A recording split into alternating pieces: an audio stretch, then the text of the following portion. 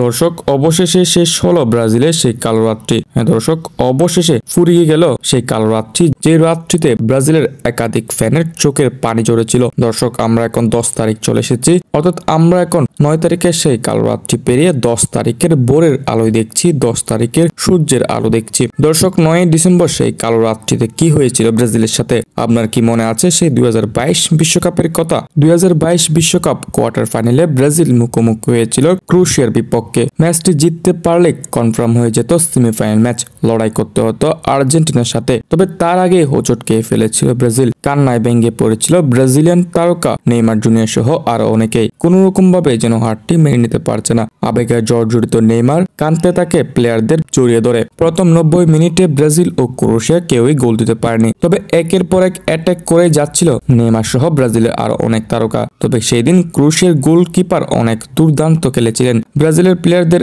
একের পর এক শটগুলো নিমিষে আটকে দিয়েছিলেন এবং ম্যাচটি চলে যায় আরো অতিরিক্ত 30 মিনিটে। সেই 30 মিনিটে ঘটে যায় নাটকীয় কাণ্ড। ম্যাচের 105 মিনিটে ব্রাজিলের কিং নেইমার জুনিয়র দুর্দান্ত একটি গোল করে ব্রাজিলকে এগিয়ে নিয়ে গিয়েছিলেন। পুরো স্টেডিয়াম জুড়ে খুশিতে মেতে ওঠে ব্রাজিল ফ্যানরা। সেই চোখধাঁধানো গোলটি এখনো মনে করে দেয় ব্রাজিল ফ্যানদের। তবে যে সেই গোলটি শেষ রক্ষা করতে পারল না ব্রাজিলকে। 116 মিনিটের মাথায় ক্রোয়েশিয়ার প্লেয়ার আবারও ব্রাজিলের জালবারে গোলে আবদ্ধ করে নেয়। ম্যাচ চলে যায় সমতায় এবং সর্বশেষ ম্যাচটি ট্রাই ব্রেকারে নিয়ে যায় রেফারি এবং 2022 বিশ্বকাপের আগামী যাত্রা এই ট্রাই ব্রেকারে আটকে দেয় ব্রাজিলকে। ব্রাজিলের ডিফেন্ডার মার্কিনিসের শটটি গোলবারে আটকে গেলে ব্রাজিলের বিশ্বকাপ এখানেই থেমে যায়। লুটিয়ে পড়ে প্রত্যেক প্লেয়ার, খুশিতে মেতে ওঠে ক্রোয়েশিয়ার প্লেয়াররা। হ্যাঁ দর্শক, এই ঘটনাটি 2022 বিশ্বকাপ শুক্রবার রাত 11টা বাজে হয়েছিল। তাই প্রতি বছরই 9 ডিসেম্বর রাতটি ব্রাজিল ফ্যানদের জন্য কালো রাত হয়ে থাকবে। দর্শক, এই ভিডিওটি 9 তারিখ বানালাম না, কারণ 9 তারিখ ব্রাজিলের ফ্যানদের মন খারাপ ছিল।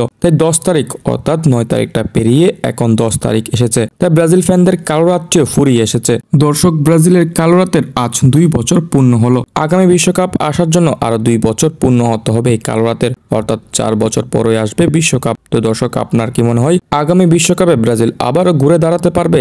এই প্রতিশোধ কি আবারও নিতে পারবে ব্রাজিল? আপনার মন্তব্য জানিয়ে দিতে পারেন আমাদের কমেন্ট বক্সে।